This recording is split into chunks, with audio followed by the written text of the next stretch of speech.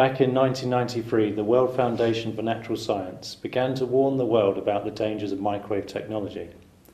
And today I'm glad to say that I'm joined by scientist and microwave expert Barrie Trower. Barrie, thank you for joining us. It's my pleasure. It really is my pleasure. I understand you have a wealth of experience with microwaves. Can you begin by explaining to us how you began your career in microwave technology? Yes, of course. In 1960, I was in the Royal Navy, and I worked partly with the underwater bomb disposal unit, partly with microwave warfare, and some of the other time with radar. Microwaves were involved in all of those three different areas. So, whilst I was in the Royal Navy, I trained in all aspects of microwave technology. And as anybody will tell you that's been in the forces, the training you receive is second to none. You practice it, you talk about it all day, you sleep it. So since 1960, I have been involved in all aspects of microwave technology. After that, a part of my job, because I had microwave expertise, was to question captured spies during the Cold War, when Russia and America were within seconds of global nuclear war. And microwaves by then were really sophisticated stealth weapons. And a part of my job was to find out from any spies who had been captured what the current knowledge was in that part of the world. Since then, I've taught advanced physics, which of course involves microwave lectures and technology. I was commissioned by the Police Federation to write the safety report on their microwave equipment twice. The last one was the updated one. And I have had a series of papers published, which are all on the internet. And currently, I travel the world free of charge, trying to advise governments, councils, people, royalty, anybody, about the sensible way to use microwaves and not the dangerous way, which involves children, animals being harmed. Thank you. Just for the benefit of people who aren't fully aware, in what walks of life nowadays could you expect to encounter microwaves? Microwaves are used instead of radio waves for all communication systems. Your mobile telephone or cell phone uses microwaves. The microwave towers are almost on every street corner. Along the motorway, you have the emergency services, microwave transmitters. Yeah. The microwaves are now everywhere. And microwaves succeeded radio waves because microwaves will penetrate buildings, that they will go through concrete, brick, anything, whereas radio waves won't. You need an aerial on the roof for radio waves, but for microwaves you don't. They will just go straight through your house. And of course, what people don't understand is if they're going straight through your house, they're also going straight through you. And is that dangerous? We're told by the government that they're safe. Is there scientific proof to show that they're not safe? There are some 8,300 papers, to my knowledge, going back to 1971, where it was proven in government documents that low-level microwaves will cause injury. The main symptom for microwave sickness, it is usually a suppression of the immune system first, followed by neurological problems where the brain is being affected, depression, suicidal tendencies. you will have more colds, more coughs, longer colds, longer coughs. And then at the other end of the line, if you are unfortunate, lymphoblastic leukemia or something in that area. It affects, in order of people, it is always the embryo and children who are affected most seriously and first, followed by women, without being sexist, because they have very complicated hormonal systems that are affected by microwave technology. Then usually the sick and the elderly, and finally fit young men. So there is in fact an established pattern for microwave sickness. And you mentioned cancers. Are we seeing an increase in the number of cancers? Oh yes, nowadays? and going back to your previous question, there is absolute proof. There are, to my knowledge, to date, there are 4 High Court judgments proving that low-level microwaves will cause cancer.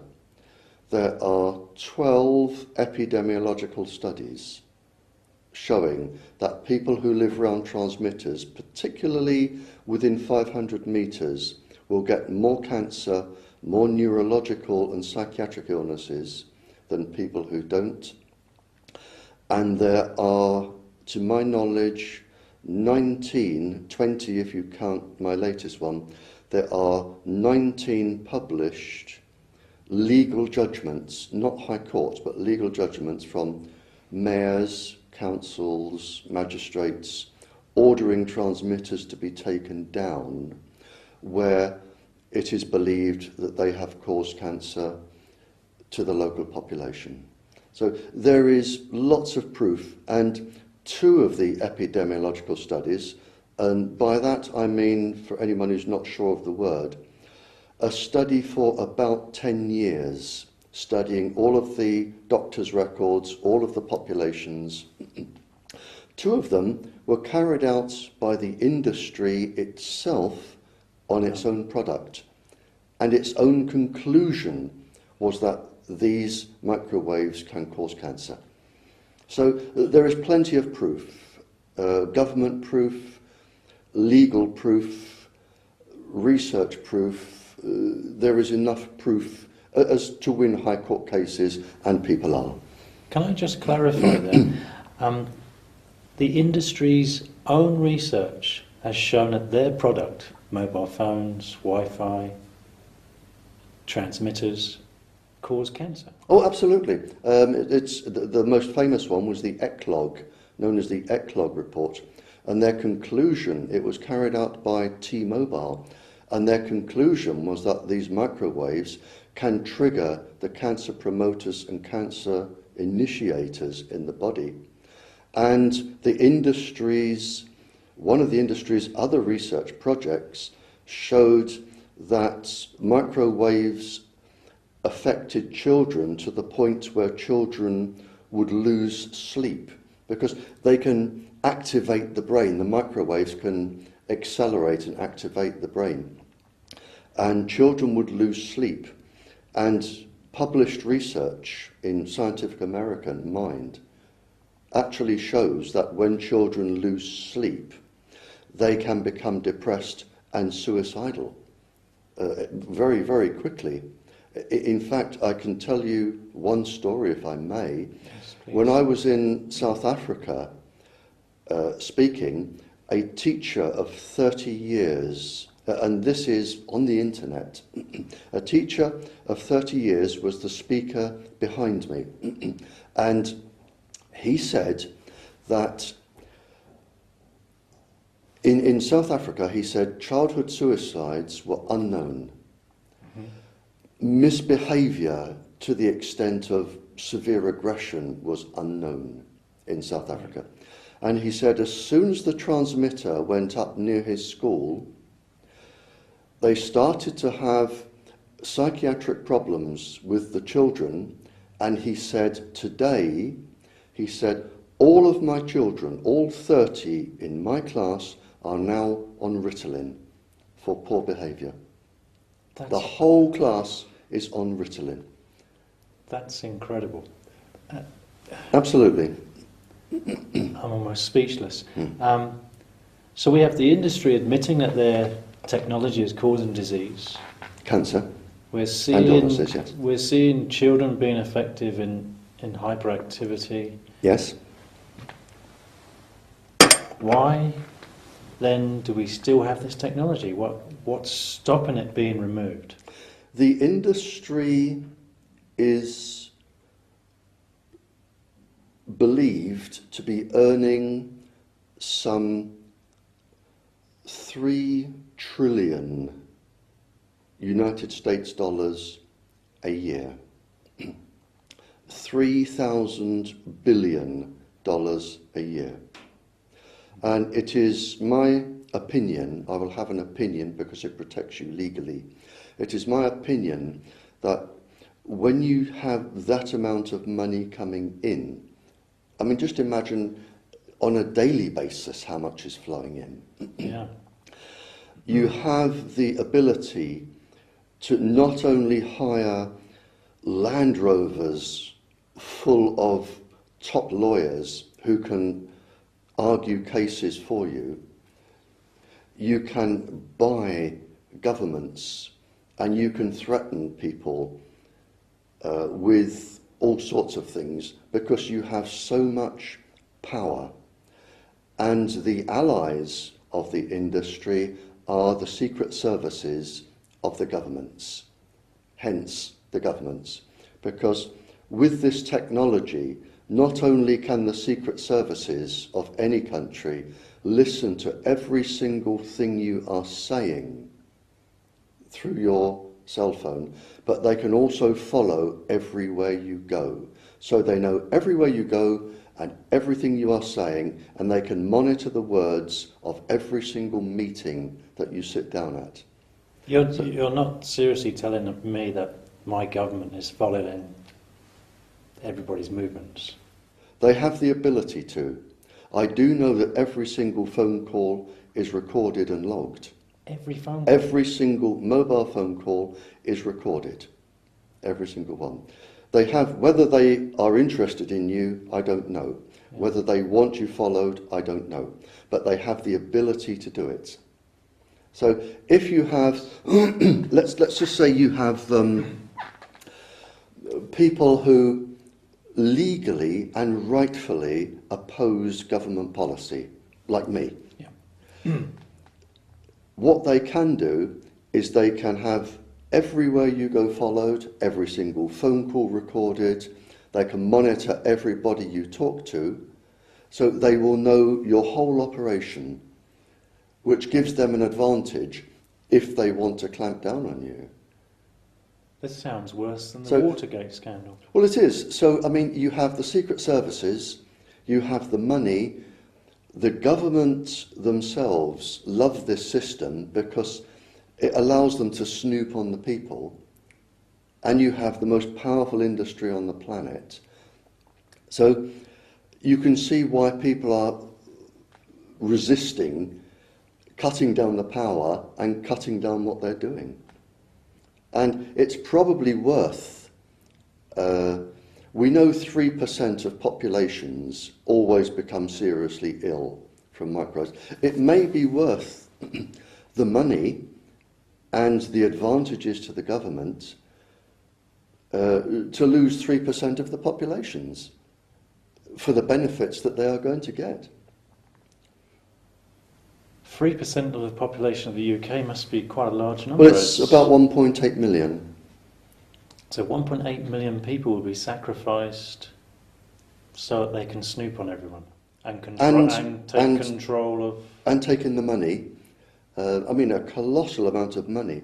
If you think just the population of the UK, 60 million people, and we know we have 60 million cell phones. Imagine each cell phone, the bill is just £1 a day. Yeah. That's £60 million somebody is making a day, and the bills will be much higher than that. I mean, the money and the power you get from this, is phenomenal. And in fact, if we go back 15 years, hypothetically, if we could go back 15 years, if the government said in any country, if the government said, we are going to make it law that every single person carries a little tiny box in their pocket, we are going to listen to every single conversation you have, every business meeting, every consultant meeting in a doctor's surgery, every single word you say, we are going to record. Whether your phone is on or off, we have the ability to record. We're also going to monitor everywhere you go. So we are going to know everything you say and everywhere you go. But there is an advantage. Apart from paying us, which you won't like, you do have the ability to push a few buttons and talk to somebody. We will, of course, listen to it. There would have been riots in the streets to say, we are not having this. But the marketing was so clever that it's gone out and people are paying them to do this. I mean, you must admire them, you know, for the cleverness that it's gone out, but this is the problem. And of course they're addictive. Chemically addictive? Do they cause the release of hormones in the body? Or they are electrically... The average person works on the lowest level of energy. And if there is a telephone box half a mile down the road and you have a cell phone in your pocket, the average person will pull out the cell phone and say, well, this one won't hurt me, dong, dong, dong, dong, hello, Mr. Smith, rather than walk down the road. Yeah. So there is that. You become more lazy. The other addiction is that there are numerous experiments. I have pages upon pages of experiments where the microwaves going into the brain, they accelerate and, if you like, increase the natural rhythms of the brain. It's called entrainment. They actually accelerate the brain and excite the brain.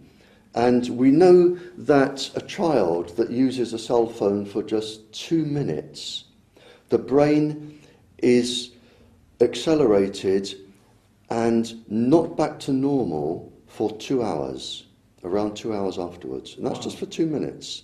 Now you imagine a child in a playground at a school that spends 20 minutes on the cell phone.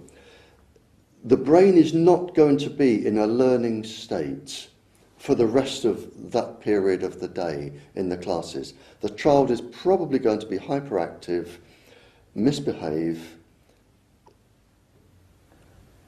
And a general pain. And a general pain, yep. And is that something you can see on EEG? Oh, yes. You ever see a change in the brain waves? It is guaranteed. I have pages upon pages of this type of experiment. It's so easy to do that most people in this research area have done it many, many times. And anybody can do this. Just don't expose your brain to any microwave cell phones or anything for a couple of hours. Take an EEG, take one from your heart, an ECG at the same time.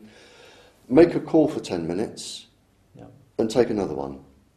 And then see how long it takes your brain to come back to normal. You'll be absolutely amazed. The delta, theta, alpha, beta brainwaves, you'll be amazed how long it takes them to come back to a normal state. Wow, this technology is truly frightening, really frightening. Well, this is why it's microwave weapons were introduced from the 1950s, 60s, 70s to the present day. And this is another level of proof.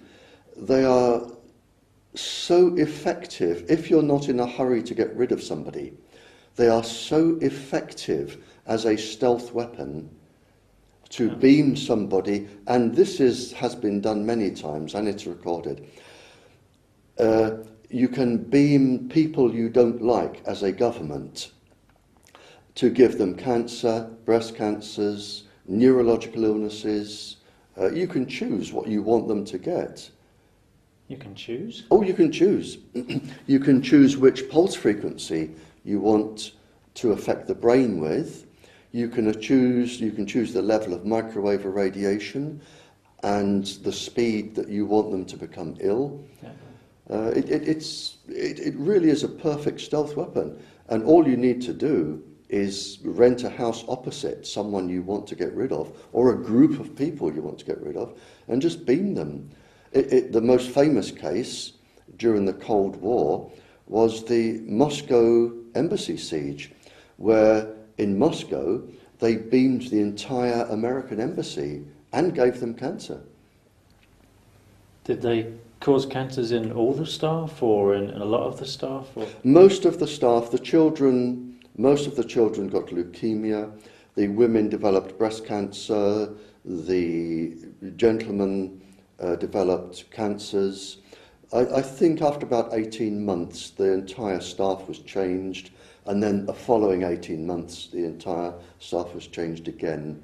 And by that time people realised what was going on, and they found that they were being irradiated by microwaves. And rather than say, oh, isn't this disgusting, what have we sunk to, they thought, isn't this wonderful, let's develop this for ourselves. And governments today are still perfecting microwave warfare. Still to this day they're working on the weaponry? Still to this day, 2010, they are still perfecting the pulse frequencies. It's got very, very sophisticated. The pulse frequencies, the how long they can transmit, whether it can be one country to another, bouncing the microwaves off the ionosphere, so you don't even have to be in the same country. Bouncing the microwaves off the ionosphere, a lot of people won't have heard of this technology. You're talking about the HARP. And If you have a super transmitter, the microwaves, if you beam them, it's only a simple basic trigonometry. Yeah. But let's say I want to bring economic ruin to a country that grows all of the world's wheat. Right. Okay? All I have to do is beam microwaves up to the ionosphere, which is like an invisible cloud around the planet, an ion cloud around the planet. The microwaves going up at a set angle will reflect off down onto this country. And if I continuously beam the wheat in this field, or the cattle, or the sheep, I can reduce the immune system of the plants so that they won't be healthy and they will die, and I can stunt their growth, and I can bring economic ruin to that country. I can harm all of the animals, the cows, the sheep. It's so easy to do. You only have to push a button, and you can bring economic ruin to a country. Which countries have this technology already available? Is it all the countries in the world, or just a couple of them? It may not be a wise thing to say on a live broadcast, but you can take my word for it that I know at least 2 super transmitters in the world that have this capability, and there are probably more in areas that I do not have access to and I cannot go to. But I know there are at least 2. I need to just go back a little bit now. Of course, yeah. Back to your early days in the military. Mm-hmm. This technology was used by the British government? Oh, okay, Sorry, I can see where you're going. It was right, used okay. by the British Yeah. government against terrorist We groups? we have 8,300 papers. I have knowledge of 2,300 myself. And what the governments found was that you could induce, by changing the pulse frequency, like Morse code, of the microwaves going into the brain and interfering with the brain. By specializing on the pulse frequency, you could induce psychiatric illnesses to the point where a psychiatrist could not tell if it is a genuine psychiatric illness or an induced psychiatric illness. So what you can do, theoretically, is you can target an individual's brain.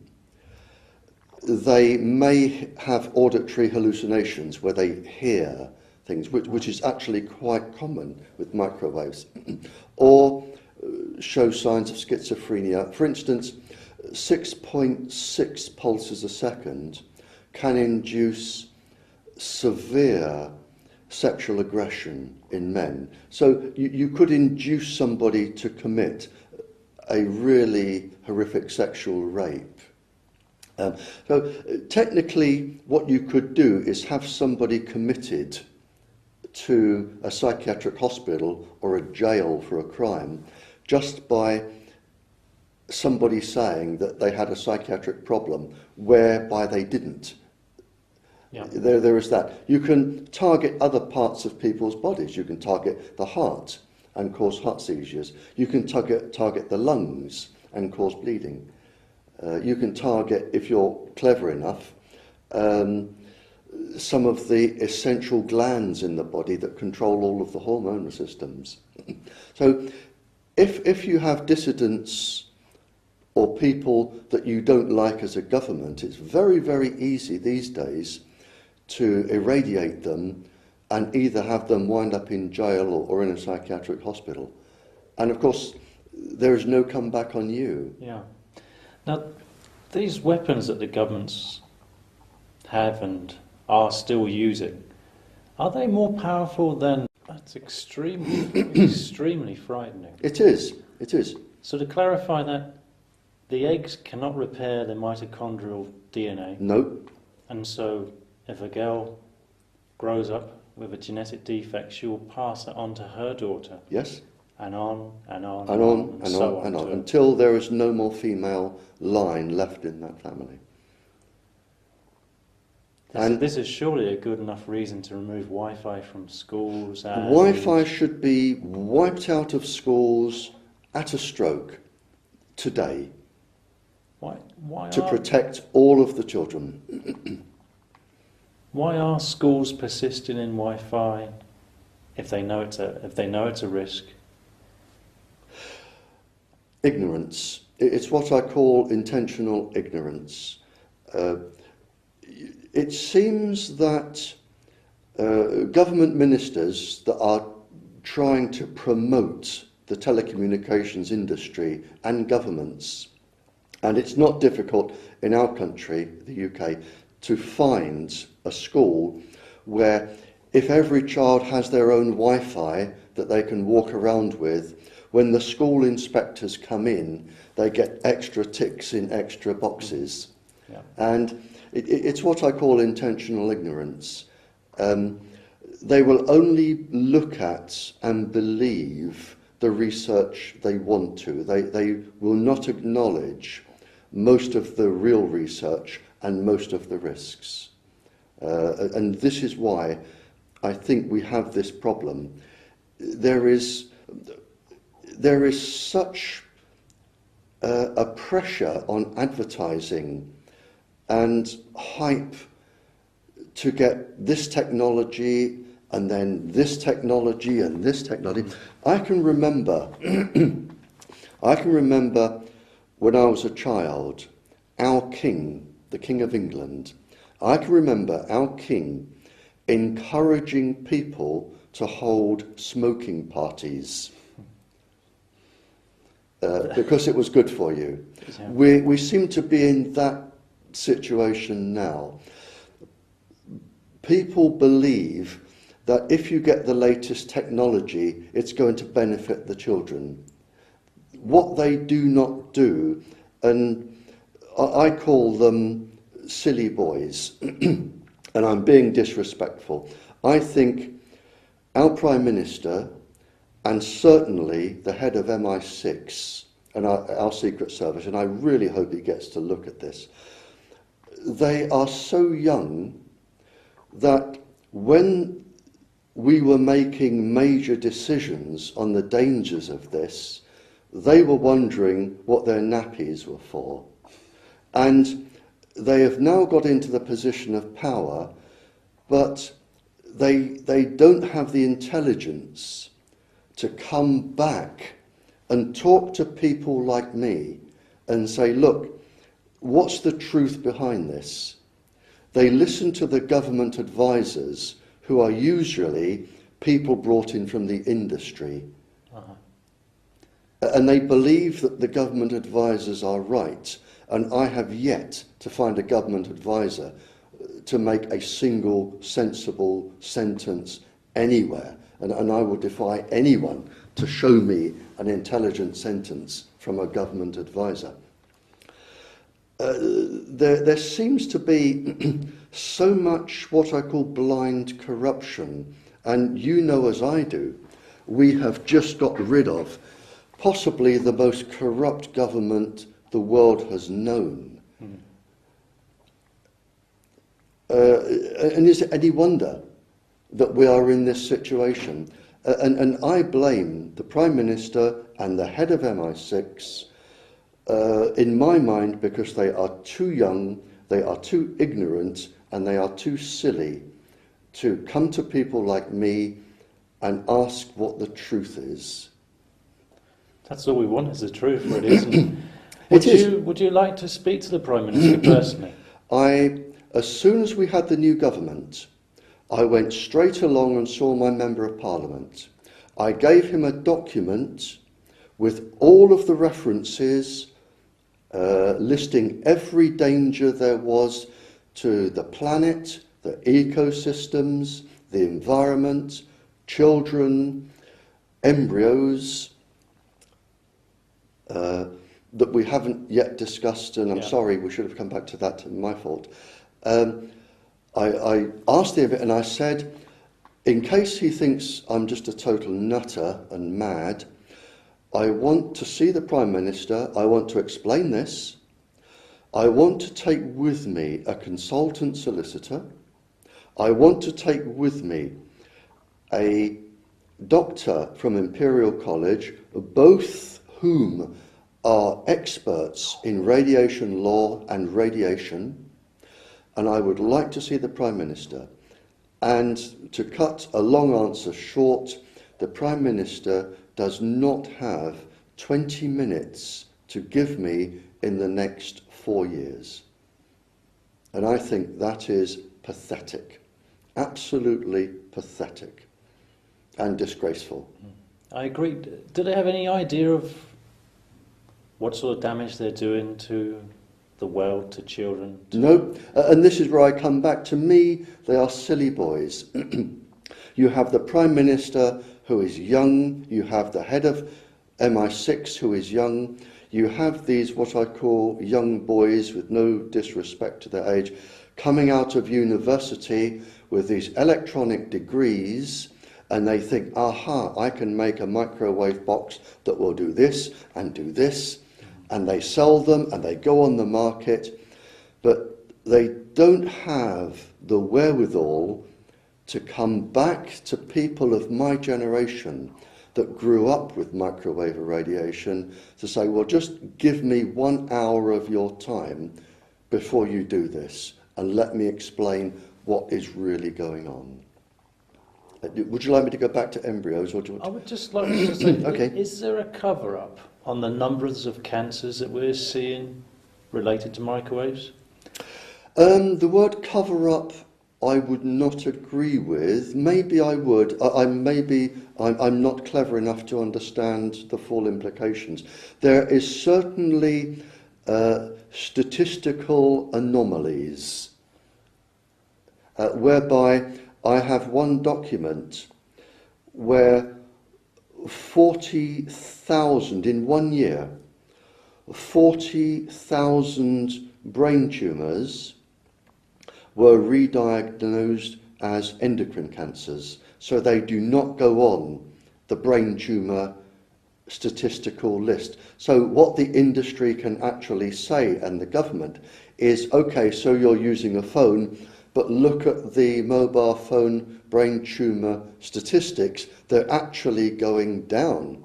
And I know one person that said, this proves that they're actually preventing brain cancers.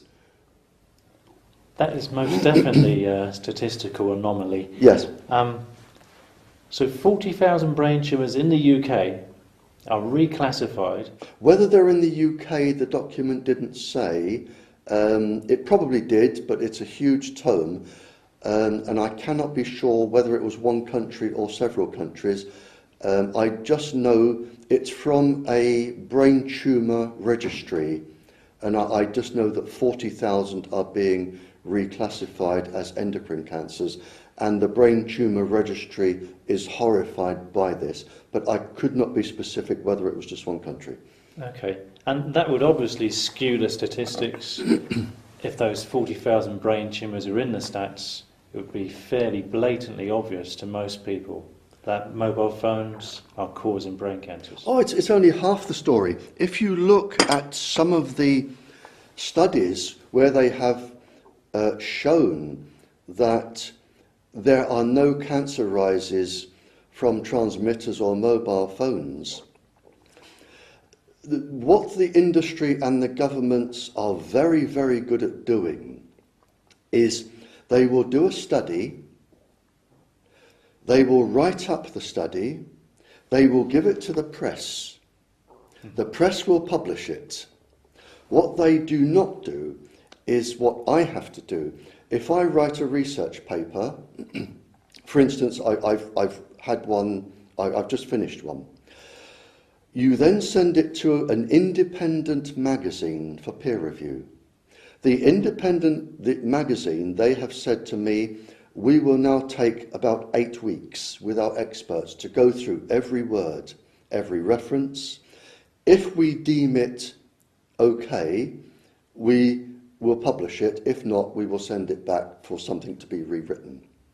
Now, what the governments are good at doing, one government scientist will peer review another government scientist's own document. Or a government will go to a university with specific instructions for the university to carry out a specific experiment. But what they do not do is send these experiments to an independent top-level magazine like Nature and say, we found this, will you publish it? What they will do is they will give it to the press. The press bring it out the next day. Cancers are going down. Mobile phones are found to be safe. But then when you get hold of the paper, and this was one particular experiment on mobile phones, and you find they discounted everybody under a certain age. They then discounted everybody over a certain age. They discounted people who used mobile phones for work. They discounted people who had two. They discounted people for some other reason. And in fact, you ended up with this particular paper, you only ended up with 16% of the total people that were being tested being on the statistics. And then when you enlarge this 16%, it's like saying, we've looked at 16% of the people in Germany and enlarging it for the whole population and saying, you know, cancers have gone down. You know, it's easy to, you can manipulate statistics until you go blue in the face. They're so easy to mess around, but what they will not do is send their results to a magazine, a world-leading magazine like Nature or Scientific America or Scientific American Mind, and have them independently peer-reviewed and published, like I have to do. Yeah. So in other words, you're saying, A, they rigged the experiment, or well, make the experiment very favourable for themselves, and B, they cherry pick the statistics? Not necessarily. There are some genuine experiments that have shown that microwave irradiation has not been shown to cause illness. And I can explain this. We're in Germany now. If I made every single person in Germany smoke 20 cigarettes a day and drink 10 pints of beer a day, some people would have no effect, some people would have some effect, other people would be violently ill. People are not homogeneous, they do not all follow the same path. And so you can concentrate on people. There will be experiments where the majority of people have not shown an ill effect. But when you look at all of the experiments, in fact, we looked at the World Health Organization database a couple of years ago on all of the experiments, the ones that showed nothing and the ones that did show things. And the overall result was that 80%, 8 out of 10 of the papers on the World Health Organization database showed from low-level continuous microwave irradiation cancers, an increase in cancers for people living near transmitters, microwave sickness and neurological problems. 8 out of 10. And there will always be experiments done properly that show nothing. But overall, 8 out of 10 do show something. So if the WHO's own library of research shows that 8 out of 10 studies confirm that mobile phones, Wi-Fi, cordless phones, etc., are dangerous, what is their stance then? The World Health Organization were challenged by the European Parliament to make a decision on the health of the world concerning all of this. And in the written reply, which I have from the European Parliament, the World Health Organization said that they will not comment on the effect on adults until 2015. They only started studying children in 2009, last year. So they will not be able to comment on the effect on children, possibly for another 15 to 20 years. So the World Health Organization will say nothing on adults until 2015 and nothing on children probably until 2020, 2025. So there is absolutely no guidance from the WHO. So the implications of that are your children could be getting very sick, but we won't be able to tell you for another 15, 20 years. Absolutely. Good luck. Absolutely. Yes, you're absolutely correct. Yep, that is it. Kind of startling, really, isn't it? It is so horrific that if it wasn't real, if somebody wrote a book on this, I would say this is so stupid, you could never make up a story like this.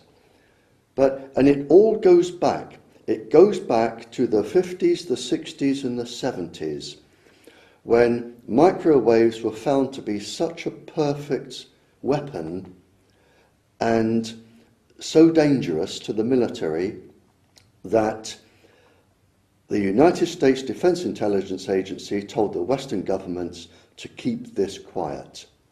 And they did. And this is why we have this. We have documents that show that governments pay people to experiment on people against their wishes. Well, not against their wishes, without even telling them. So, and we have all this information going back to 1976. Everything was known by 1976. Everything. We needed no more proof, no more research, Nothing was needed doing.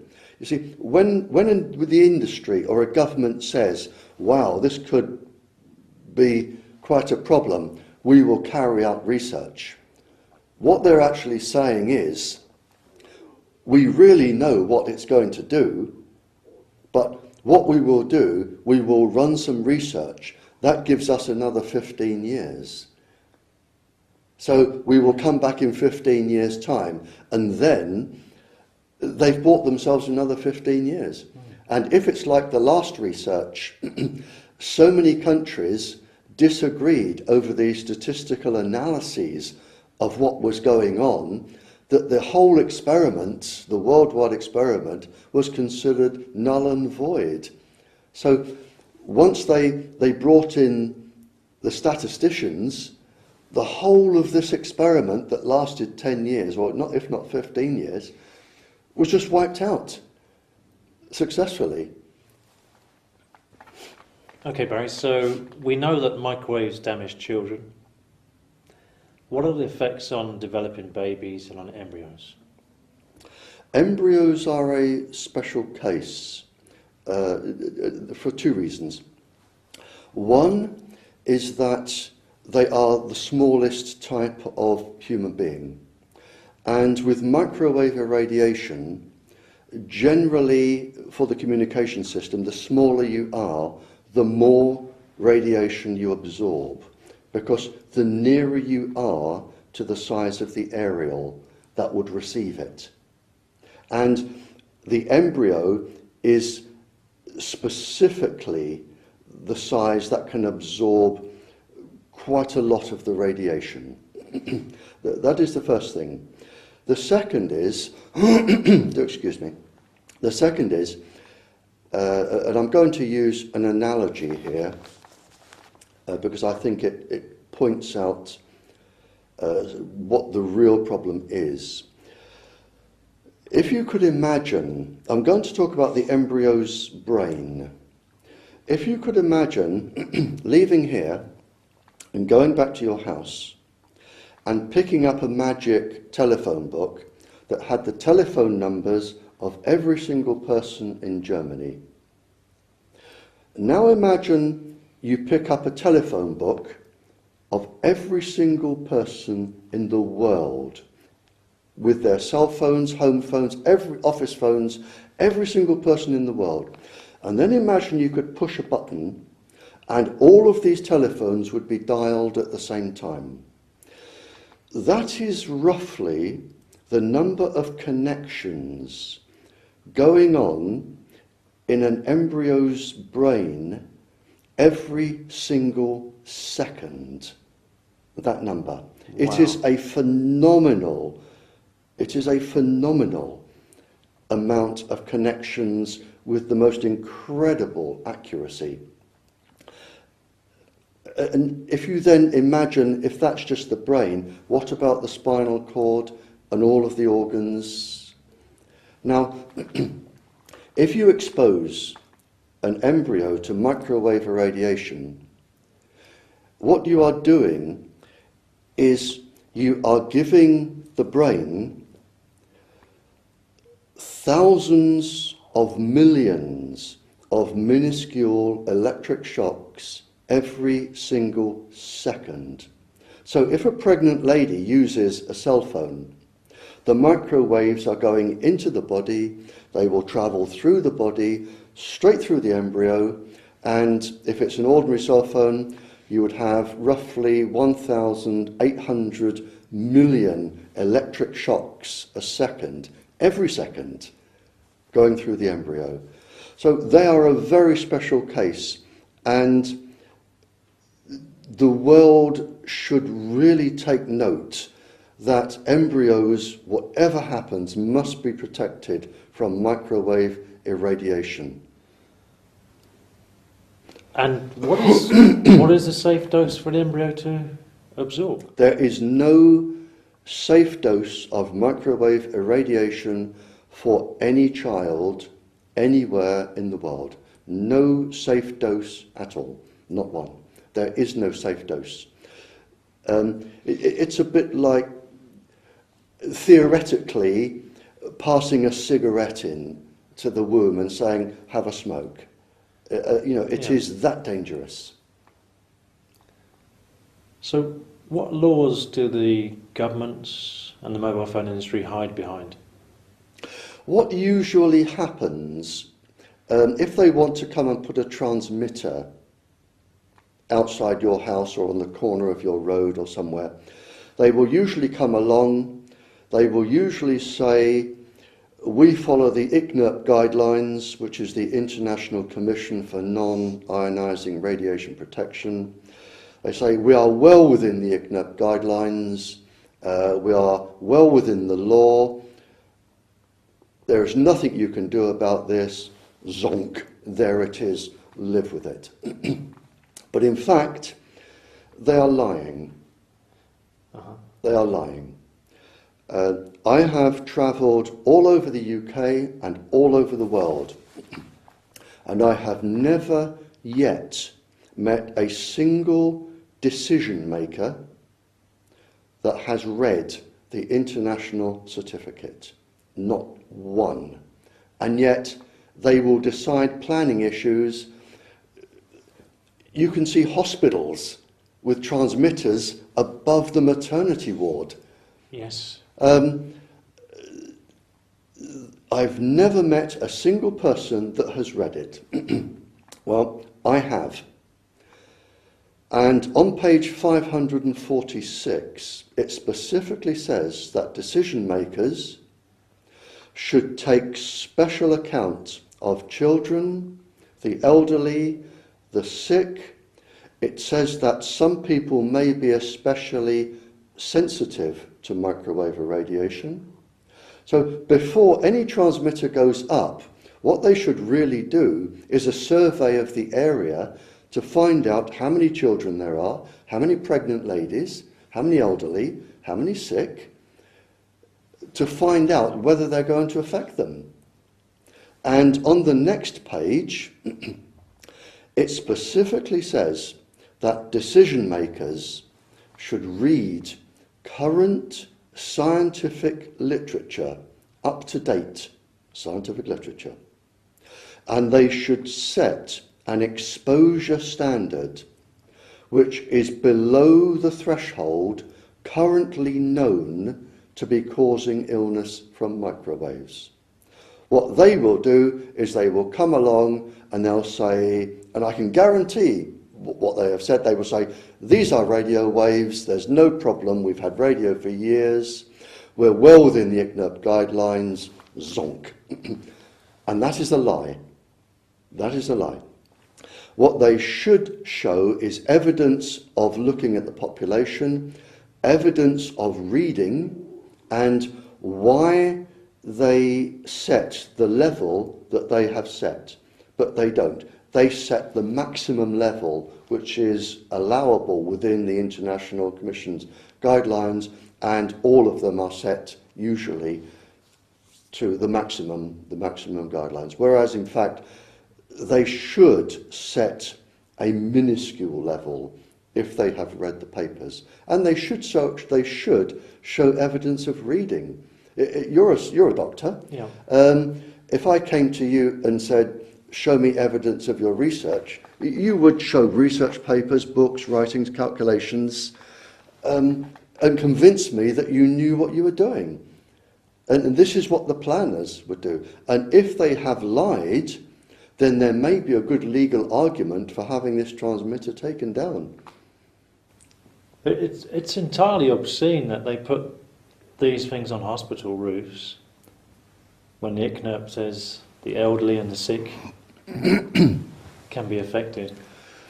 They tend to target, and if you look at this, people will say I'm wrong, but I don't believe I am.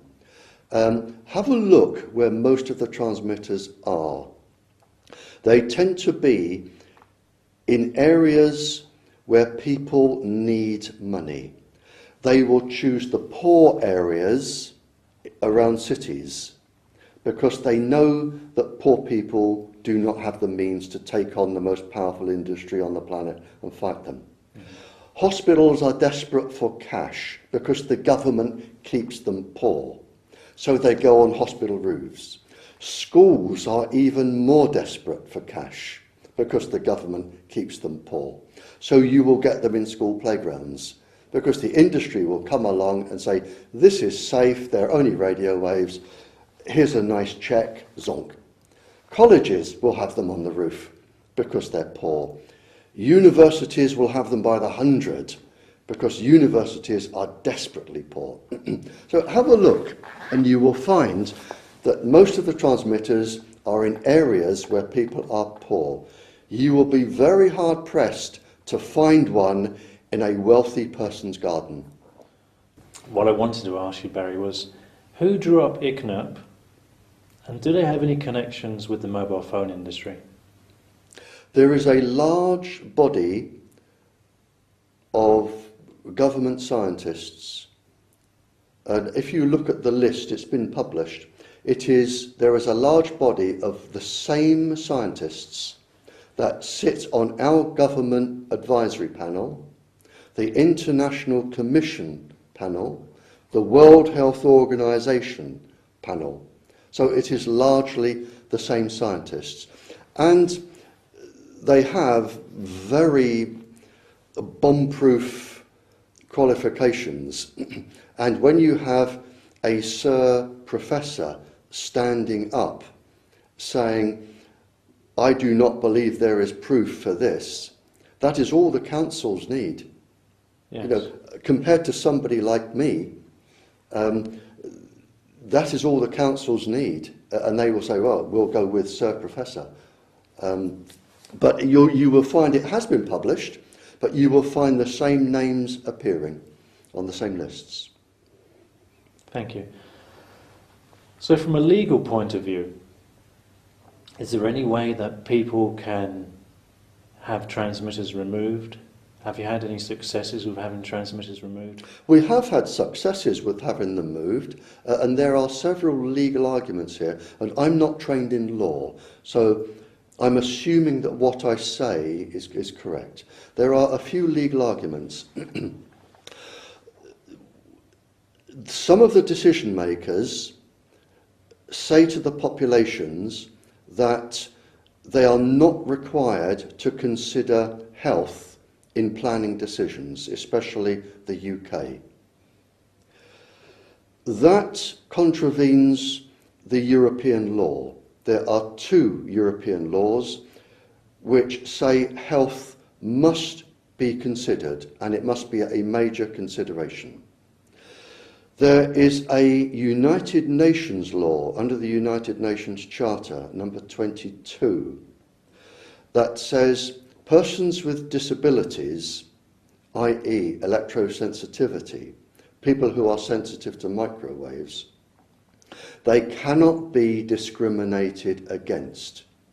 So if you go to a road and you go, zonk, there is a transmitter, I'm sorry that 3 in 100 of you, and it may not be 3 in 100, it may be the Irish Doctors Association, who are an incredibly clever and knowledgeable group of doctors, and are really tip-top when it comes to radiation. They believe it may be as high as 15 in 100. So when the industry puts up a transmitter and says, I'm sorry, you're electrosensitive, you're just going to have to suffer or move, under United Nations law, that is illegal. They cannot do that. And we have drawn up in this country, the Nuremberg Treaty. And the Nuremberg Treaty was signed by all of the nations of the world. And it is a very specific treaty. And what it says is that no human being will be experimented upon without his or her consent. And before they give consent, they have the legal right to understand all of the implications, the health problems, the future health problems, and they have the legal capacity to say no. There is only one exception with the Nuremberg Treaty, and that is a doctor such as yourself may experiment on his or herself only. That is the only exception. It is section 5. So no human being is allowed to be experimented upon. Now, what the World Health Organization have said is that they are watching the adult population till 2015, the children's population from 2009. They are watching to see how many cancers, how many illnesses, how much neurological damage. It is a scientific health medical experiment. And in their wording, you can read that it is an experiment, the wording they gave to the European Parliament. So what I would suggest to countries or people, they can, and again, I'm not trained in law, but I would argue that they can invoke the Nuremberg Treaty and say, I do not wish to be a part of this global experiment. We signed the treaty, and therefore you are breaking international law. That is my interpretation of what can be done. There is also one environmental law which very few people know of. I think it was published in 2004, but seemed to have been lost and buried. But it is definitely there. And it's a very good one. It actually says that anybody who damages an environmental water supply, a habitat, an environment, any animals, any nature concern. You raised some very, very interesting points there, not least the disappearance of the bees, the colony collapse. Are they linked to the mobile phone industry? Yes, without a shadow of a doubt, and I'll tell you why. There are numerous papers now from beekeeping professors and scientists, and there is a brilliant mathematical paper which I read. That everything about the poor bee is designed to be irritated by microwaves. The distance between the antenna, the size of the brain, the size of the body, they will all suffer resonance or unnatural vibration from microwave irradiation. The immune systems will collapse. The directional finding mechanism of the bee is destroyed. But what the industry and the governments will say is that not a single bee has been killed by microwave irradiation. And technically, they are correct. The same that we can say that not a single person has died from AIDS. Technically, that is correct. What we do know from analysis of bees, and we have the papers to show this, is that when the bees are found, they have 5 or 6 different infections, including invasion by the varroa mite. But when the blood and the body is analysed, they find 5 or 6 infections, which clearly indicate that the bees have suffered massive immune symptom suppression and invasion by the varroa mite. The same that people suffer immune system suppression from AIDS, and then it is whatever virus or bacteria comes along that actually kills you. But there can be absolutely not a shred of doubt that microwave irradiation is disorientating the bees and the birds and other flying insects, and there are 250 of them that pollinate plants. there can be not a shred of doubt that the microwave communications industry is responsible. And there is even, apart from the research, absolute concrete evidence of proof. You can go to any research paper, anywhere in the world, pick it up and look at the experiments that have been carried out on cells. And most of them have been carried out on small mammals, insects, birds, even bigger mammals. And they have found cancers, immune system problems, this, and this. And it's documented. So the problem is you have these huge laboratories and they say, well, we have found that microwaves will cause this and this and this, and here are all the list of the animals we used. But they forget one crucial sentence. They forget to say, aha, but these microwaves are actually outside the laboratory, and the animals are outside the laboratory. Therefore, we are going to damage the world's ecosystems and the environment because we've proved it here, now it's going to go on out there. And you can go to any research paper and you will see thousands and tens of thousands of experiments carried out on animals that show all of this. And it goes on outside. And there can be absolutely no doubt. And we can take this right back to the government proof from the government scientists, 50s, 60s and 70s. Why then do the governments continue to say it's the mites, it's a virus, it's the pesticides? I think, and I'm coming back to my silly boy mentality, governments are usually only in for 4 years, or 5 years.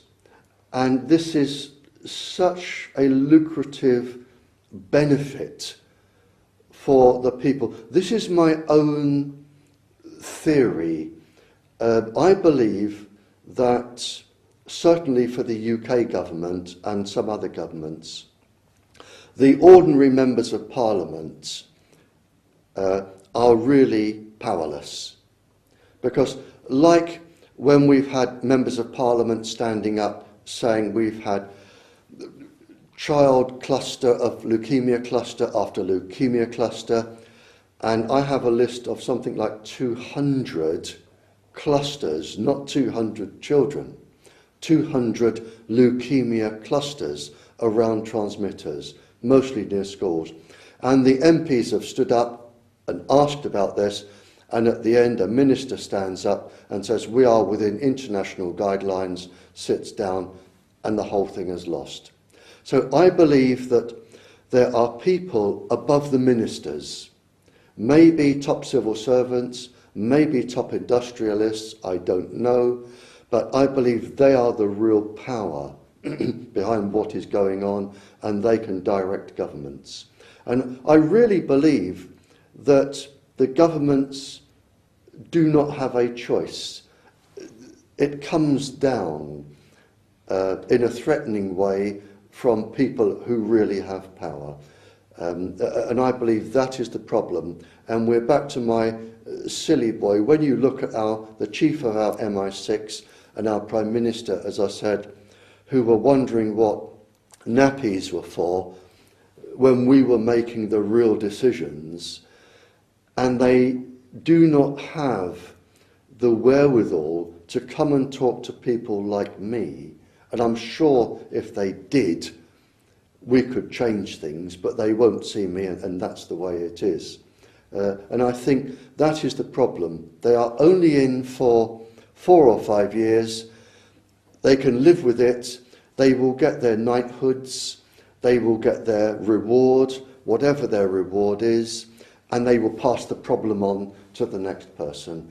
And I think that is the problem, is that they are not directly accountable. They inherited the problem, they will reap some of the benefits, they will pass it on. They are not being held directly responsible. If we said, if there was a law that said every civil servant involved in this and everybody who makes a decision, if there was a single death from microwave radiation, we would have you in court and we would try you. And if you're guilty for manslaughter, you would go to jail. I'm sure they would change their minds. But they won't. They are immune. They can get away with it. They're only in for however long.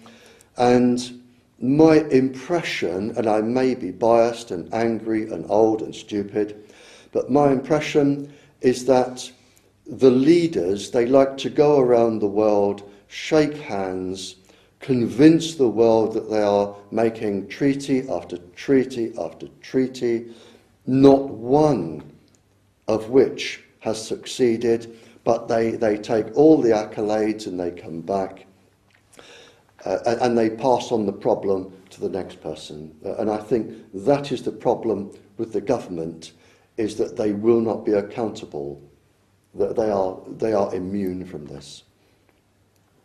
Thank you. I read recently that the honeybee in West Sussex in England is on the verge of extinction.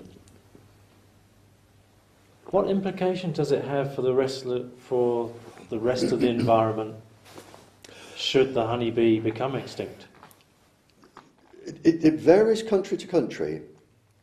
If you take a country like Africa that I was in earlier this year, they have lost whole fields, and their fields can be the size of one of our counties. They have lost whole fields of honeybees. Now, the honeybee tends to pollinate vitamin C producing plants. So in countries like Africa that relies on its own produce to eat, they are going to lack vitamin C, which means they now run the risk of scurvy, which means they have to start importing vitamin C.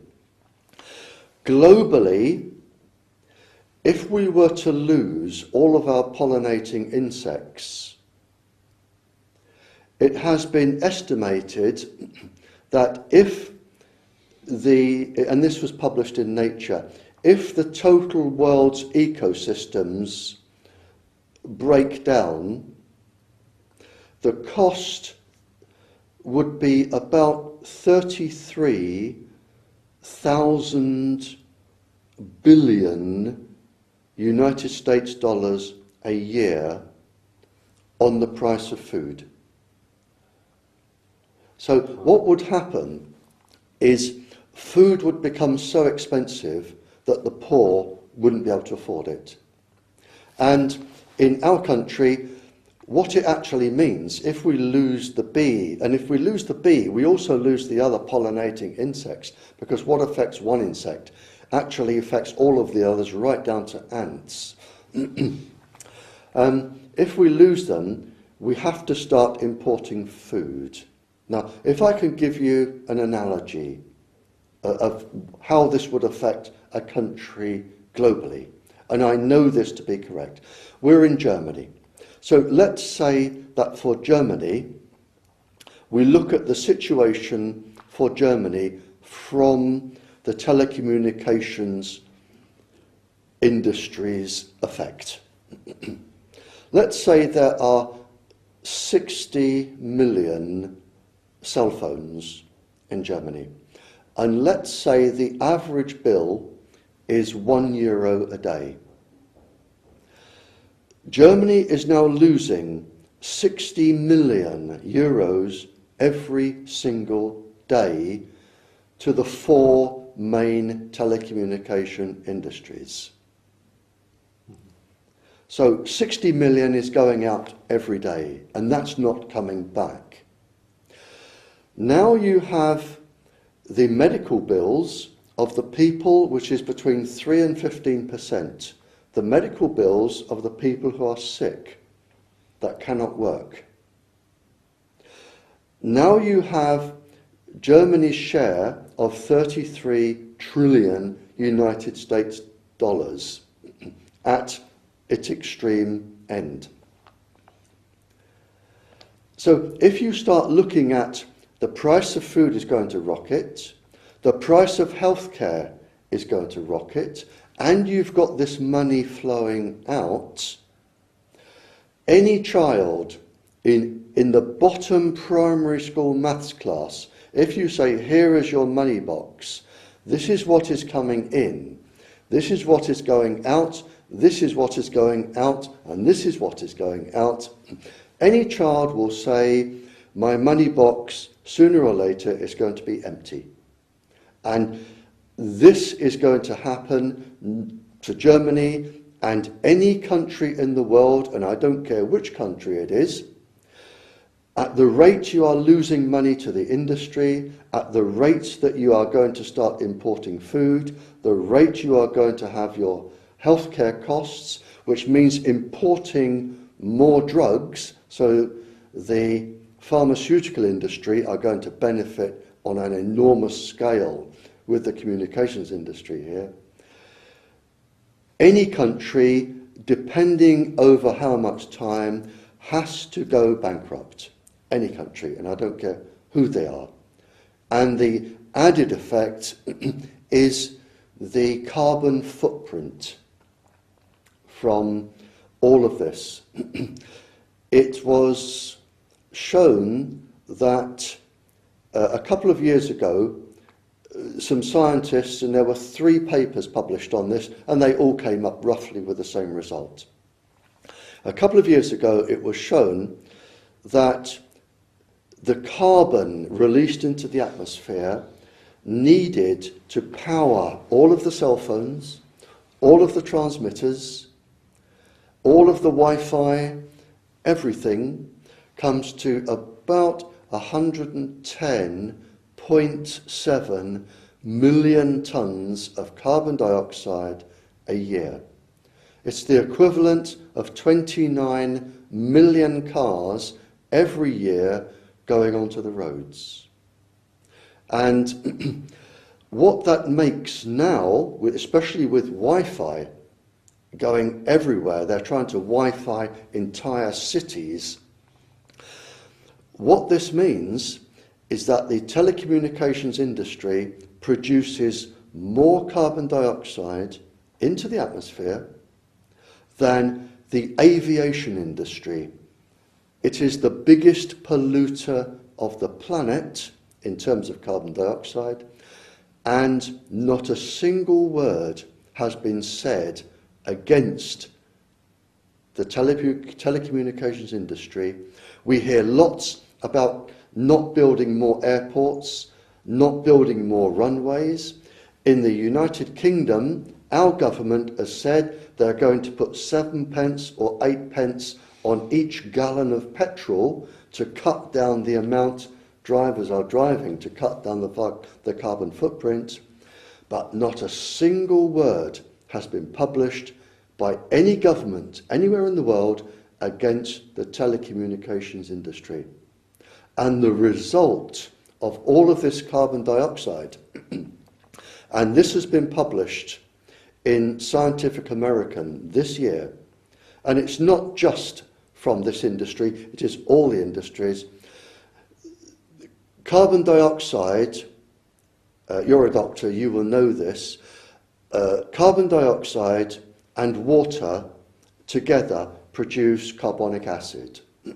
So the carbon dioxide in the atmosphere sinking onto the oceans and the seas, they have actually changed. They're not changing, they have changed the acidity of the oceans and the seas.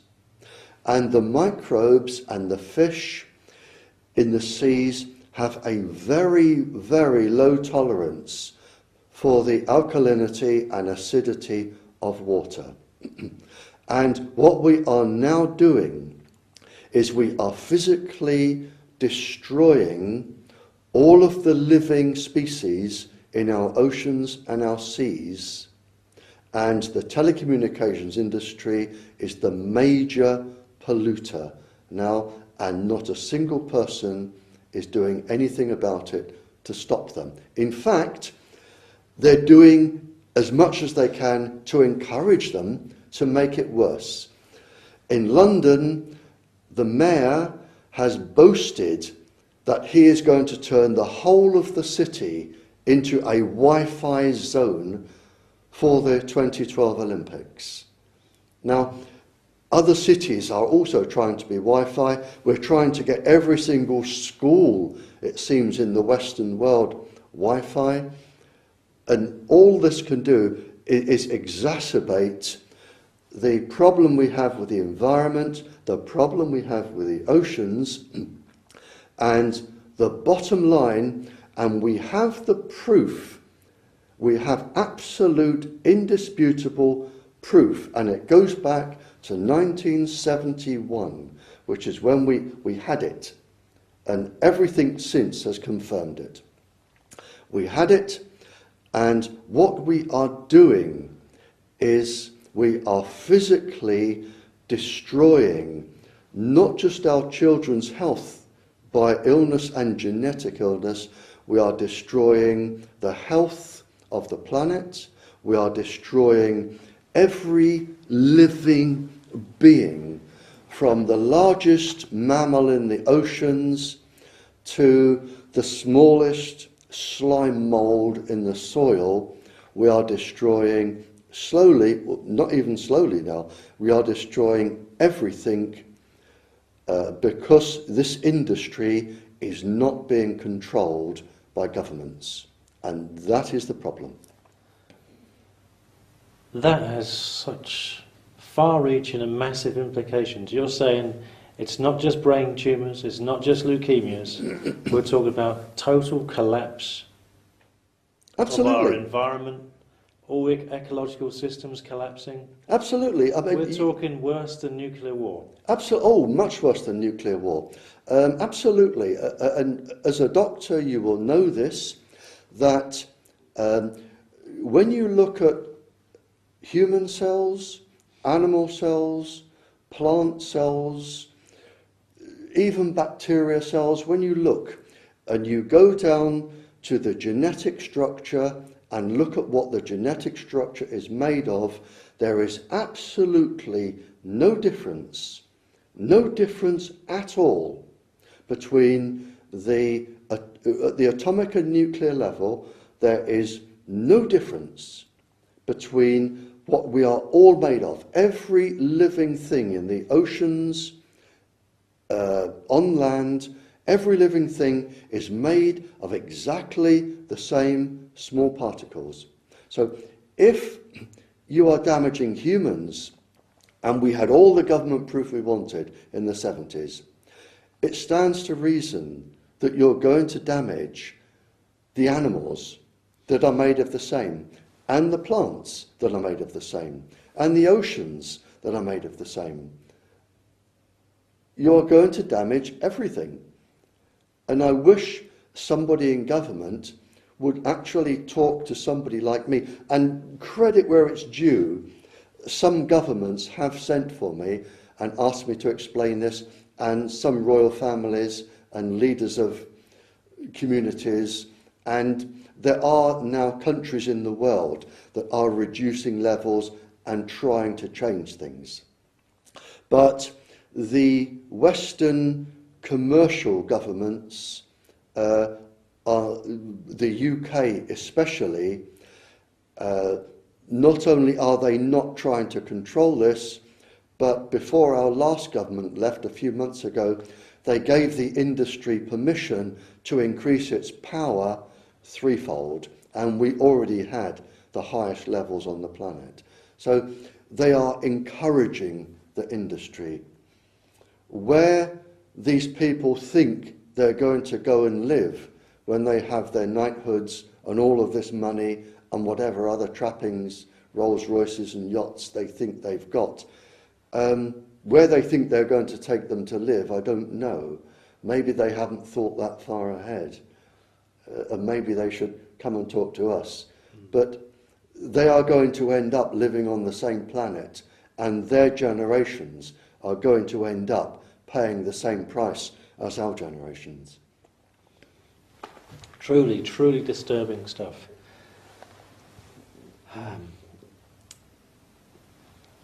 Would you like to explain a little bit about breast cancer and microwaves? Breast cancer is not totally understood. Research has shown that microwaves seem to induce breast cancer in women, but not in men. Very, very rarely in men. Now, there are a few reasons we believe for this. We know that from epidemiological studies, and they have specifically said at the end of an epidemiological studies when they look at cancers, and in fact there's one here in Berlin, they said that there was a 7-fold increase in breast cancers in women. But most of the epidemiological studies you look at, they say there is generally an increase in 8 different types of cancer, specifically breast cancer in women. And whether, because the breasts are bigger than men, the mammary cells absorb more radiation, I have been told today by Karen that she read an article, and I did mention this, that the metal in bras, the cups which are parabolically shaped in bras, they are metal. And women tend to carry the phones in a bag over the shoulder, which transmit straight through the breast. Your phones can transmit when they're on standby, but these days they can be made to transmit even when they're totally off. So assume if you've got a phone, it is transmitting all day and all night. Now, women tend to carry them over a shoulder bag into the breast. Now, we know, and this cannot be disputed, that metal will absorb microwaves. It's why you cannot put metal into a microwave oven. When the metal absorbs microwaves, it re-emits it straight away. So it's coming in and going out straight away. And it re-emits it at a slightly different wavelength. And we don't know what that wavelength is. I haven't seen a paper that has measured it, but we know it's being emitted. So what you have, and we know this cannot be disputed, we know that if the bra of a lady is being microwaved, the metal cups will be absorbing the microwaves. They have to do that. We know they will be re-emitting it in a parabolic focus. So what you will have with your cup is the waves will be reflected like a magnifying glass into a small area. So the area may be a few hundred or a few thousand mammary cells big. I would like to see, I know Karen said that there is a paper, I haven't seen one published, the research may be in for peer review, but it would be a very, very good experiment for a PhD student to do, send to somebody like Nature and have peer reviewed. But theoretically, what we can argue is the microwaves are being reflected with a parabolic focal point somewhere in the mammary cells in the breast. And that is what we believe may be causing the increased breast cancer in women. Any epidemiological study will show that women get more breast cancer when they are microwaved, anyone. And in fact, a really good experiment, and you were there when I spoke, Doctor, at Swindon. I mentioned a really clever study carried out in Estonia, where two professors, and this was published in the Australasian Journal for Environmental Health. It was published in there. They took a whole country, Estonia, and they looked at all of the cancers and all of the people and all of the health, two professors. Then the mobile industry moved in, and then years later they looked at the cancers again, and they found an increase of all of the main types of cancer, and their conclusion was that the telecommunications industry was responsible. And they also said a very interesting sentence, which I've since read in other papers, that women are more susceptible than men. A, because of the breast tissue, and B, because women have much more complicated hormonal systems, the reason for which isn't scientifically fully understood yet. You raise an interesting point there. Are you saying if you stand close to someone making a phone call, you're being subjected to passive radiation, somewhat similar to passive smoking? Absolutely. They can have a range of 2 kilometres. And this is what people don't realise. You could have a pregnant lady on the bus or on a train or sitting next to you, and you can pull out your cell phone and make a 20-minute call, and from an arc, that part of the radiation is going through the fetus. And people, it's like passive smoking. People don't realise it. You're absolutely correct. And if you've got a person either side of you, and this is why people are not being educated and why we are having this problem. And we're not just talking the fetus in a human, the fetus in an animal, a cat, a dog, a rabbit, a bird, all the fetus will be affected. So if you have a DECT phone or a mobile phone in your house and an animal or a lady is pregnant, they are going to have continuous irradiation in the fetus. So what you really shouldn't use a phone or a Wi-Fi. It horrifies me. I mean, supposing you have a student, I teach advanced level students who are 16, 17, 18. Now, some of those young ladies are married or engaged, and some of them are pregnant. Or the teacher, who may be a lady, may be pregnant, and will be irradiating herself all day. You may have a pregnant lady in an office block where everybody uses, these days they don't have landlines, they have these walkie-talkie things.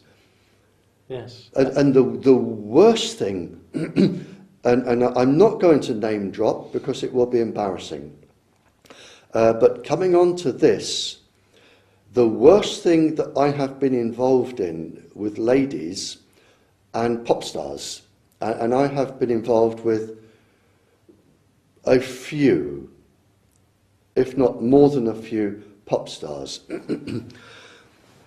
Watch lady pop stars. They don't carry microphones. They will have a transmitter, and they put the transmitter in the cleavage, and then they go on stage.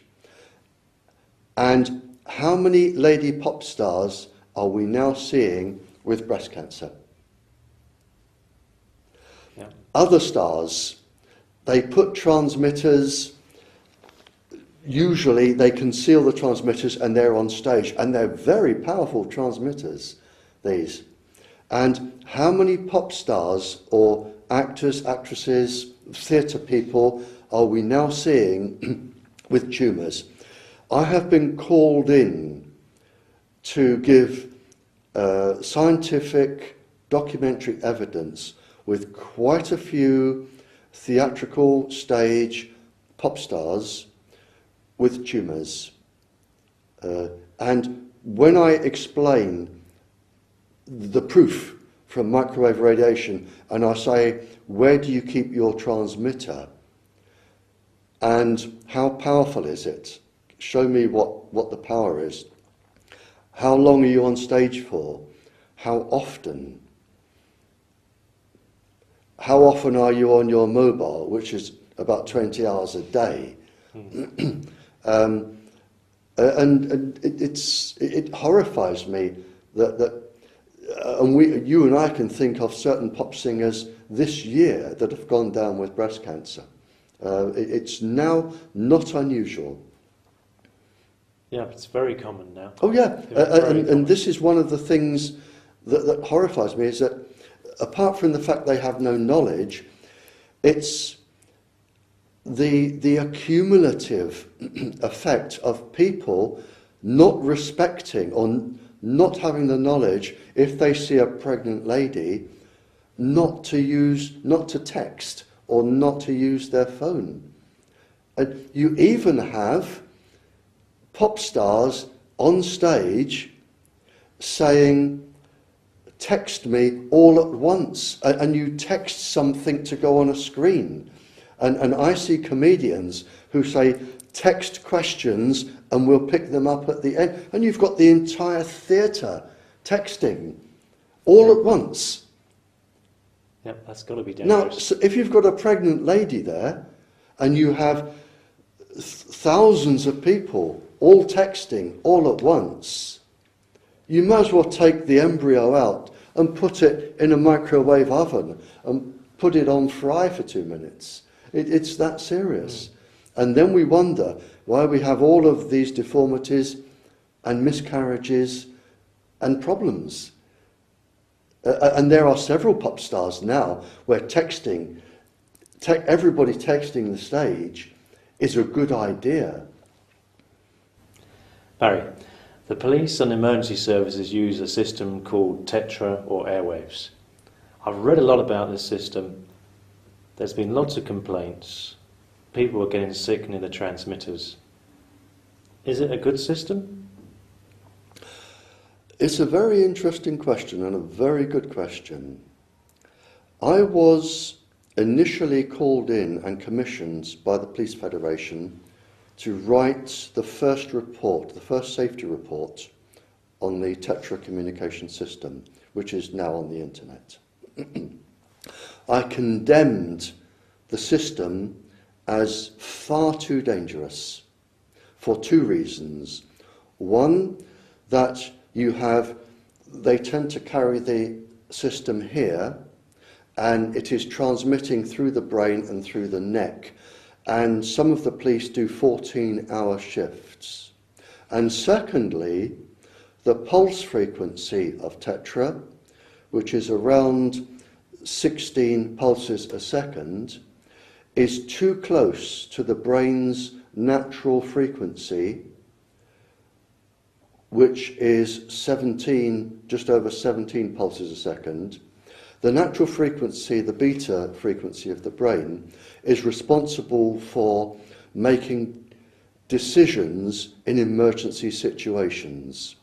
And if you mess up that, you cannot make decisions. And the very job of the police, the ambulance and the fire brigade is to make emergency decisions in emergency situations. And you are affecting that one part of the brain that they need.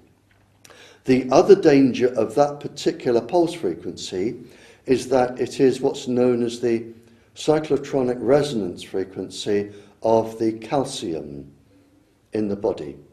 Now, what that means is that as the Tetra is going through, the calcium is being knocked from the surface of cells, and the calcium keep the cell stable. The calcium is replaced by potassium, which only has a single bond as opposed to the calcium's double bond. And the potassium will cause the cell to leak. And I think we now have something like 18 experiments showing this. So you now have what's known as calcium efflux, or a calcium leakage in officers wearing Tetra. I said it is far too dangerous, A, because of the pulse frequency, B, because of the microwaves going through the neck and the brain, and it should not be allowed. The chairman of the Police Federation and the staff who commissioned me to write a report, the chairman retired. He was replaced by a lady who sacked me, said I didn't exist, said I wasn't commissioned to write the report, called a conference that I was allowed to attend but not allowed to speak. She called a conference and her opening words were, "Nothing is going to stop Tetra." The government doctor stood up at the same meeting and said to the police union, "If you don't like it, resign. That is your choice." And that is in fact an illegal thing to say. This is illegal. But that was it. They published papers to say I didn't exist and that I'm mad and I'm wrong and everything else you can read about me. And recently, only this year, another union that represents mostly the ambulance and the fire brigade, but some police officers, usually special branch, they commissioned me to write an updated report.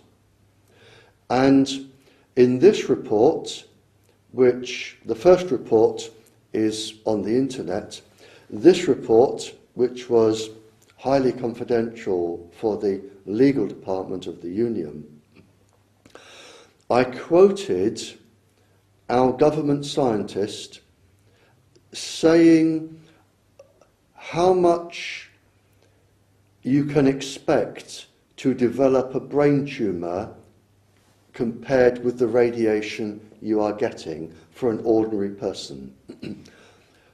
And that's based on what is known as average use, and you'll probably be surprised to learn that average safe use for a mobile phone is considered to be about 20 minutes spread over a whole week.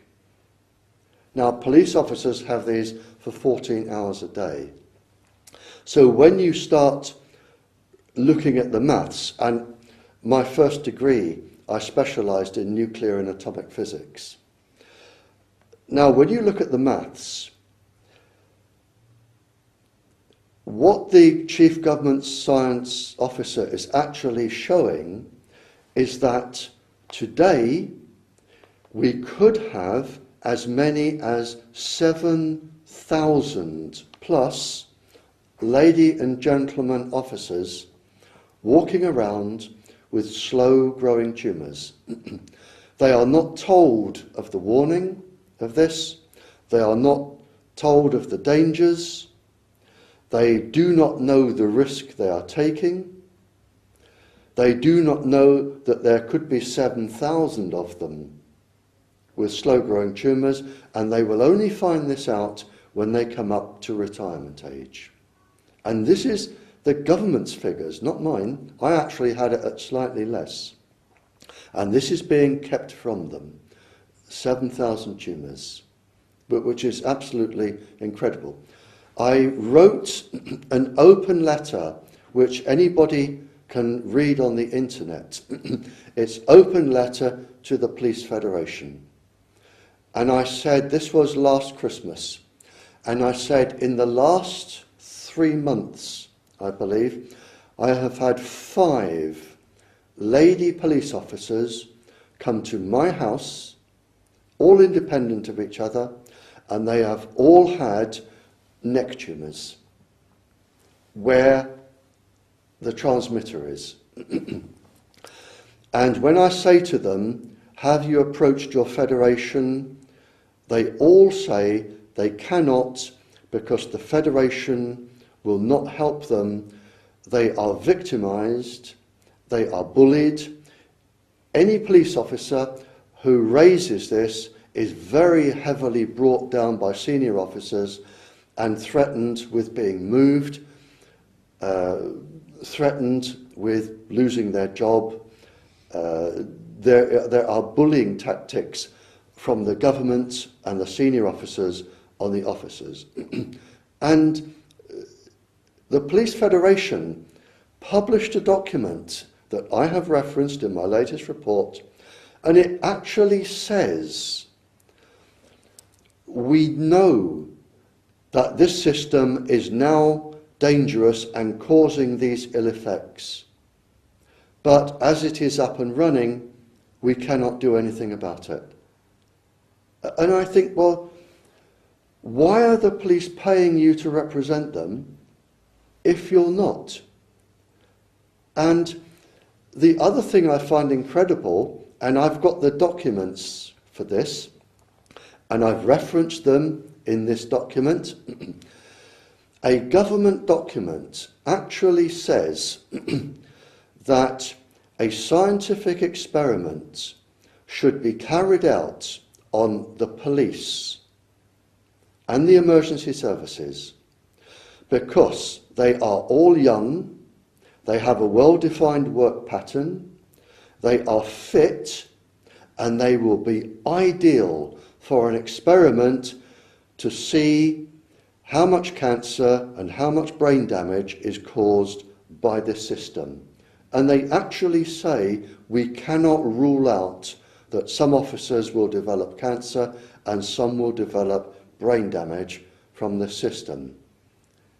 And then we get another message, which I've also got, that says we welcome, this is from our government's radiation board, we welcome the study that you have set up on the police officers.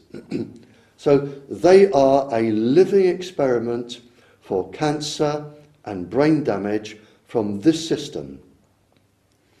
And the government have written it, put it in writing. And we have sold this system to my knowledge, 30 countries. Now, this is going to take place in 30 countries around the world. They are going to find the brain damage and the cancers without being told. And I think that is a crime. That is truly, truly horrifying. And this is the Tetra airwave system, and my report, the original report is on the internet. My open letter with documentary proof of most of this is on the internet. The highly confidential paper I wrote for the union is not on the internet, but it probably will be soon. But that is the situation. It is now, it has been sold to 30 countries using the British police as the finest police force in the world. This is the finest police force with the finest system. Buy it. And this is the power of money and what I call spin, or as I prefer to call it, lies. But every country is going to suffer what we are now exposing our officers to. Our fire brigade, our ambulance service, the MI5s, the MI6s, the government bodies. There are, I think in the UK, 52 organisations that are now using this system. And 52 organisations, theoretically, in these other 30 countries. The Coast Guards, the security services, the 52 organisations that have to tie in with the police for emergency work. And if you look at worldwide, it's 30 countries, I can't do the maths, I'm too tired now, 30 countries, probably 300,000 people using it in each country. If you look at the 52 organisations, 7,000 in each, probably, according to our government's figures, developing tumours.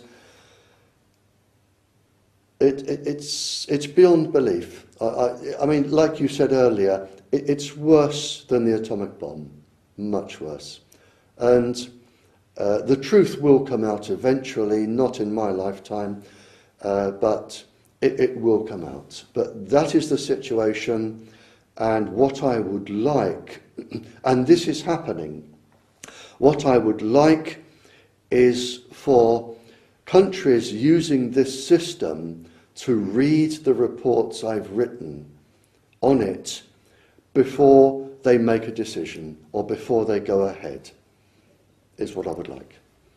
If they think I'm wrong and they want to use it, fine. But what I would like is you show what I've written to your officers and what the governments say to your officers, and if nothing else, let the officers credit them with the intelligence they have. Let the officers say, yes, we want to take this risk, or no, we don't.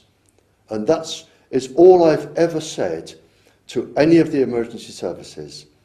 Let me publish an article for the officers to read. You publish an article, let them vote. It's not difficult. Let them vote. And if they don't want it, whatever they decide is final.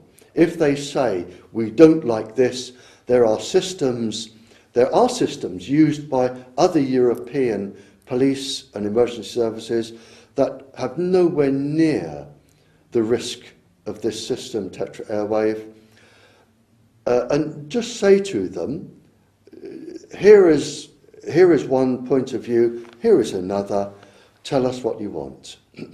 And the unions are doing what they are paid to do, which is represent their officers.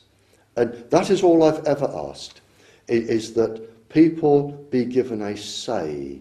The same with Wi-Fi in schools. We make the truth known to the parents. And we say, I could write the truth in 240 words, one side of A4. The industry or the governors write their side. The parents and the children read it and they have a vote. Do you want it? If they say, we want it and we want to take the risk, I don't have a problem with that. But when the truth is concealed and they are lied to, then I have a problem with it. And this is what is happening with the Tetra airwave system. And I know they have lied because our MPs have stood up in Parliament and said, this industry is lying. They have said lying in Parliament, and I've got the document. So we know they are lying. We know they are liars. And we know that the senior officers somewhere in the police are complicit with the industry. I don't know why. They should be protecting their officers, but they're not. And that is all I've asked for. And this worries me about the Tetra being sold to the 30 countries. So to summarise, mobile phones, cordless phones, Wi-Fi, that entire telecommunication system is not only causing cancer and deaths in children, in adults, but it's also destroying the ecosystems, it's killing the bees, it's responsible for destruction of our oceans. Exactly. It's the biggest threat to this planet we've ever seen. You're absolutely right. And what we need is we need the industry to be controlled. There is a level that the industry can function. It won't be totally safe, but it will be acceptably safe. It will not be safe for pregnant women. It will not be safe for children.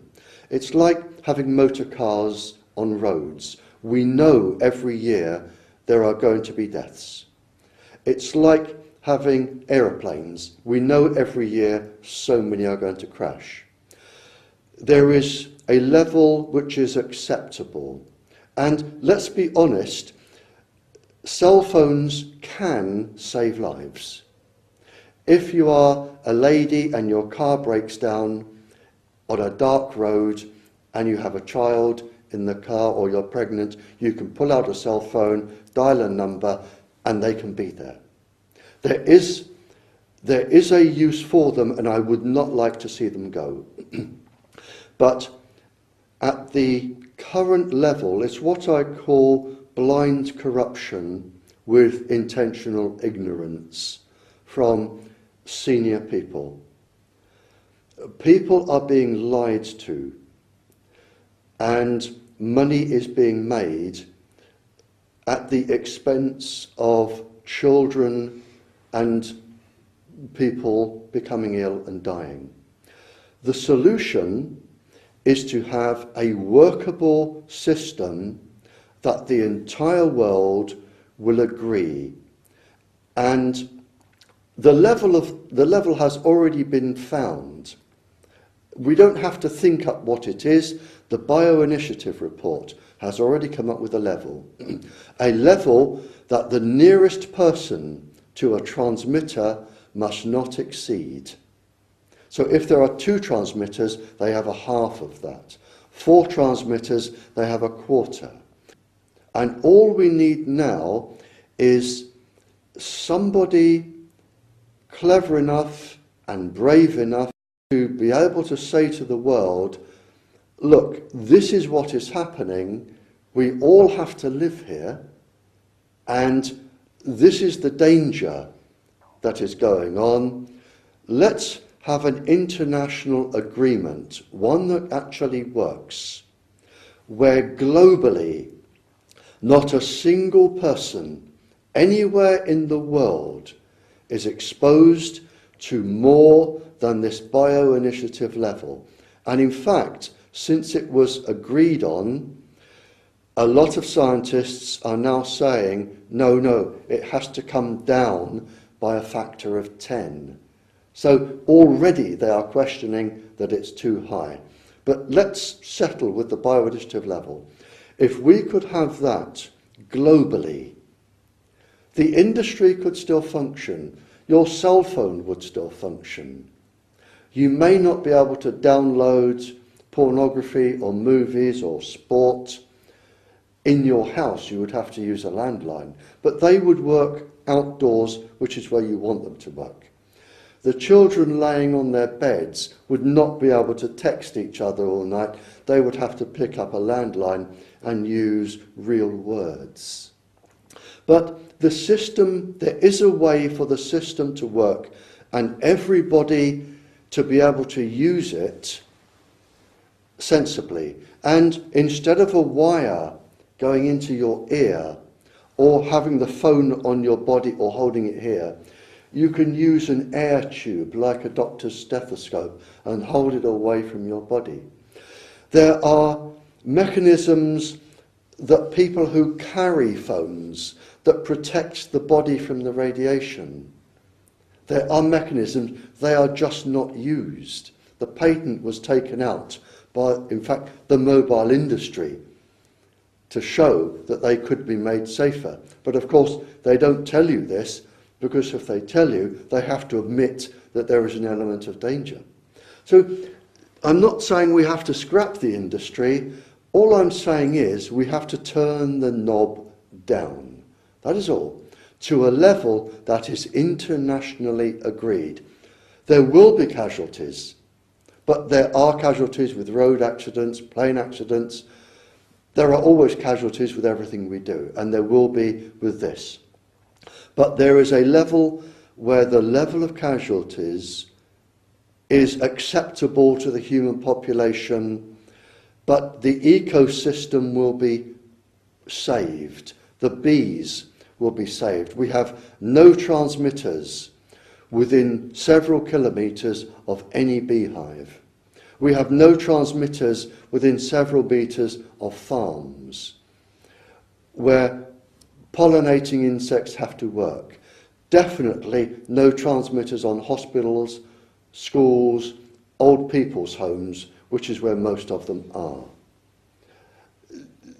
It can be done. There is a way out of this, but I fear, like every single international agreement, since, to my knowledge, 1992, to try and protect the environment, the ecosystems, the biodiversity, global warming. Every single agreement has failed, or been ignored, or left to fizzle out. And I suspect that if we had an international agreement, because prime ministers love to be seen together, they love the photographs, they love all the cameras, and they love to come away to say, look, we're going to save the planet. They go away, and then it is left to fail. And my fear is that this is left to fail. And what we really need is an organisation that can pull the world together. And if we have leukemia clusters in schools, then somebody is legally accountable. At the moment, they're not. Somebody is legally accountable. And if the government allow a transmitter to be too powerful, the government are put in court and they are tried. And if the person has been made sick, they are sentenced. They must be legally responsible for what they do. That is what we need.